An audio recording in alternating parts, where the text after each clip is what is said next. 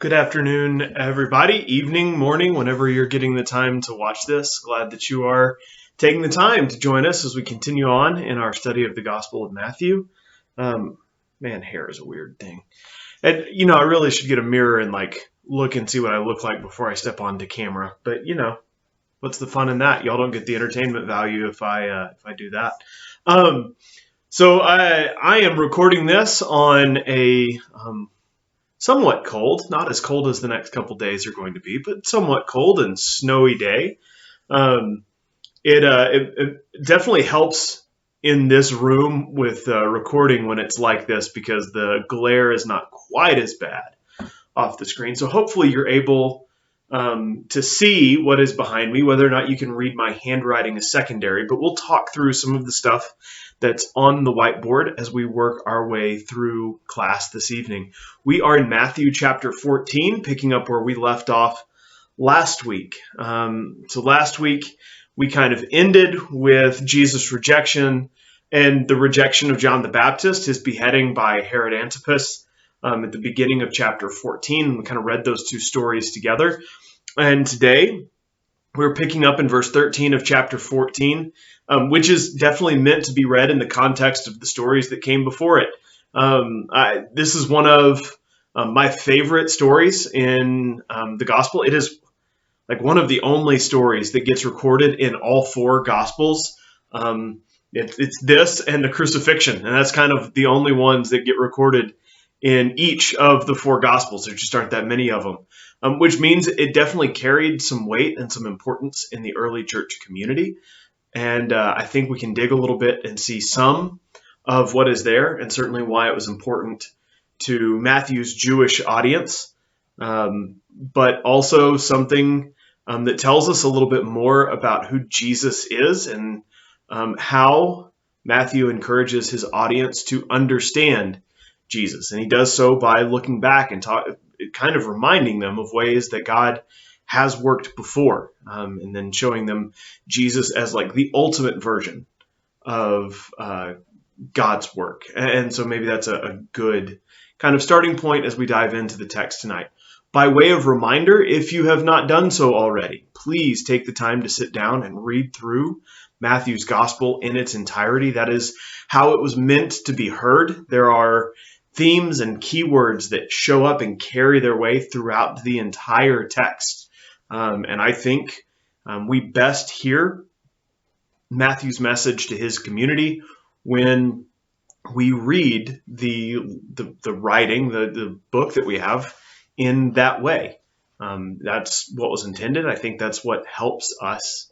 And by doing so, then we can take a look at these smaller pieces and see them in their larger context. They are in some ways a piece of a puzzle. Matthew has got this big image that he wants people to see, but it's all of these little pieces that help put that together. So it's a mosaic of writing of sorts. So as we get into the text tonight, by way of reminder, verse 13 follows verse 12, obviously, 1 through 12, where John the Baptist is beheaded.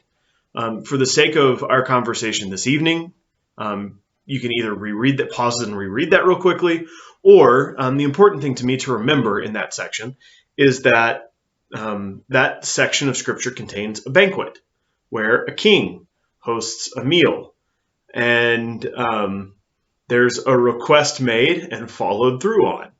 And it's followed by a story of the feeding of the 5,000, a king who hosts a meal where there's a request. And it shows the difference between the two kingdoms, the earthly kingship and earthly kingdom of Herod Antipas, and the heavenly one, and represented by Jesus.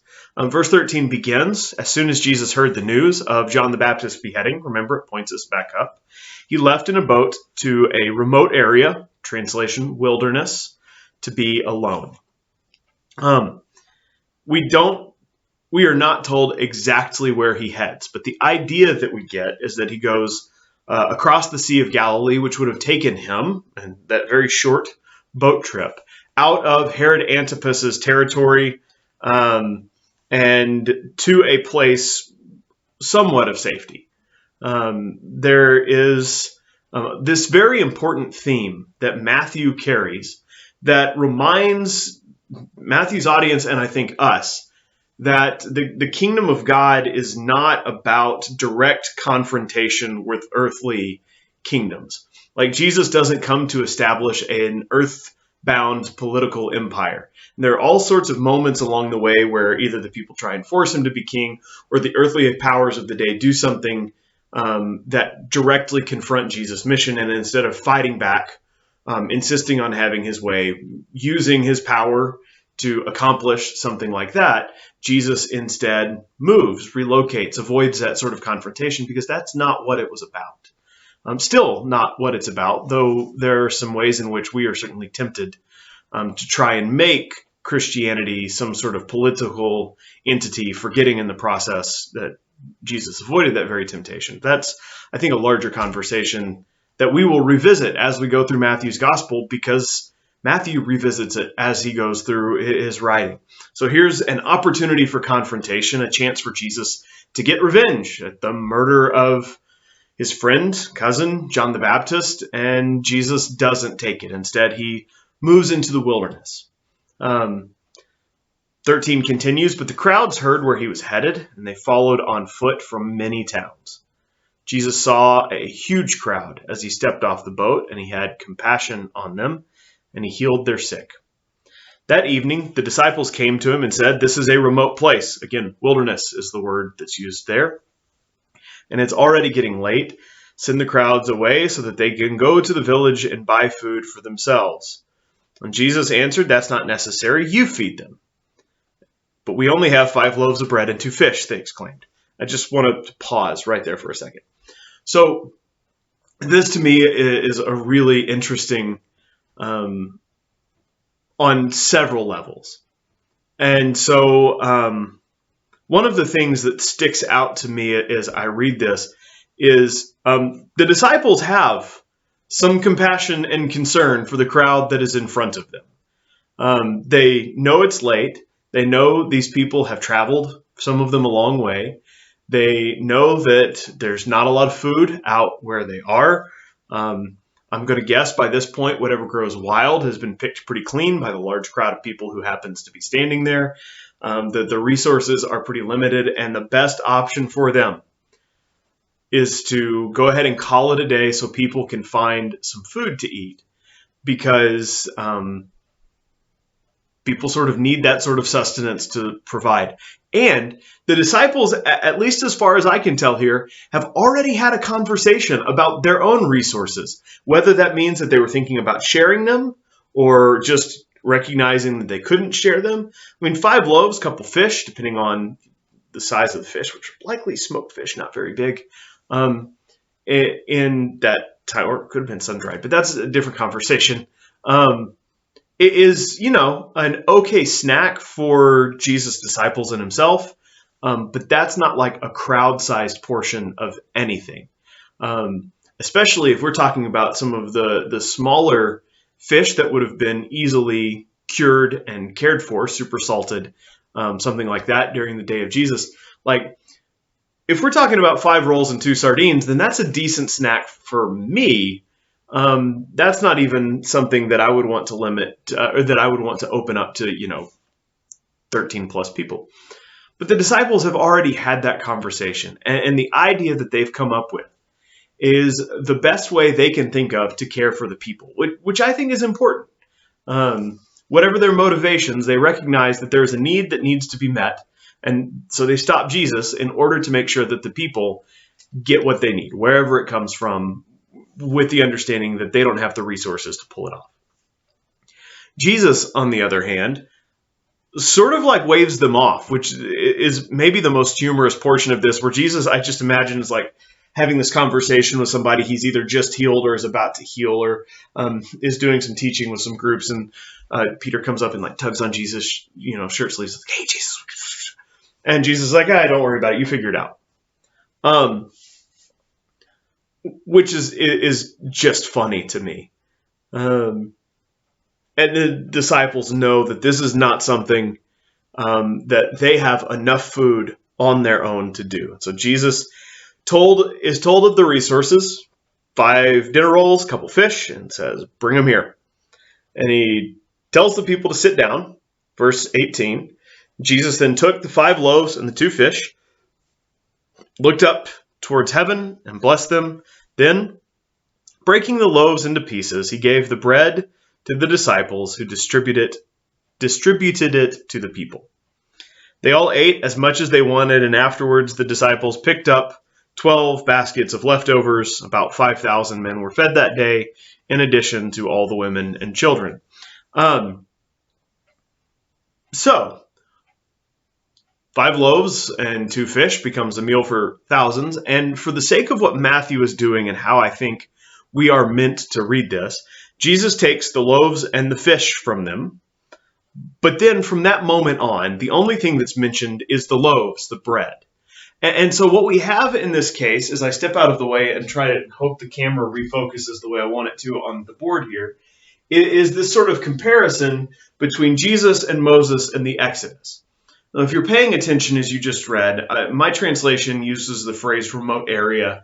The Greek word there is wilderness, and it's meant to remind us, like it's used on purpose, to point back to the period of time where the people move from Egypt into the wilderness. Because what God is doing in the wilderness is forming a new community. And what God is doing through Jesus is forming this community again. Those are meant to be understood very similarly. And like just the way that Matthew retells this story, put some of those comparisons together. So, Jesus, Moses, new Exodus. In Moses' Exodus, back in the book of Exodus, you have the death of the firstborn, and then you have the people who follow into the wilderness. Then you have some concerns about provisions, and then you have God providing bread, manna. In the story we just read, you have the death of John, who was born first. There's a nice little play on words for firstborn there, but the one who comes before, who prepares the way. So death of John the Baptist, then people follow Jesus into the wilderness. Then there are concerns about provisions, and then God provides bread. And so as you read this story, again, Matthew does everything on purpose. And even the way he retells this story is meant to point its reader and its hearer back to what God has done so that we can better understand what God is doing. And what God is doing now is forming this new community. And so, for Matthew's Jewish audience, struggling to find a place in the synagogue, especially as they hear about the success the gospel is having in the Gentile world, having questions about what their place is in this community and what God is doing, Matthew takes this story of Jesus working in the wilderness with bread to remind them that what God is doing through Jesus is both something incredibly powerful and it exists in a new way, but it isn't anything new. Like God has worked this way before. And so they need to understand that it is very much still the same God working in the same way for his children, his people, where God provides for their needs and helps ensure that this community in the wilderness survives so that it can come out the other side. And so I think in some very powerful ways, what Matthew is encouraging his audience to do is to see themselves now rejected from the synagogues and outside mainstream Judaism in Judea, especially where Matthew's audience kind of is, to understand that, sure, this may be a wilderness, but God provides in the wilderness, that God forms community in the wilderness, that God does powerful things in the wilderness. And so here they are, this new wilderness community, once again being taken and shaped and formed by God into the people that they are meant to be. And so I think that's part of why it's important in Matthew's story that we leave behind the fish. It becomes this conversation about bread. And I think it points, especially with the note at the end, that Jesus then breaks the loaves into pieces, takes the bread, gives it to the disciples who distribute it to the people, and everybody gets full. And then they have 12 baskets of leftovers. The way that manna worked in Exodus was that you picked up just what you needed for that day. And if you tried to pick up extra, then it went moldy on you, except for the day before the Sabbath, where you picked up enough for that day, and you picked up enough to sustain you for the next day, so you would not have to go work. That God was not going to send manna that on the day of rest, and that you as a people were going to have to trust that what God provided the day before, you gathered double, would be enough to sustain you moving forward. There is in this passage a hint towards that. That what God provides is both enough for the day and enough to sustain them tomorrow.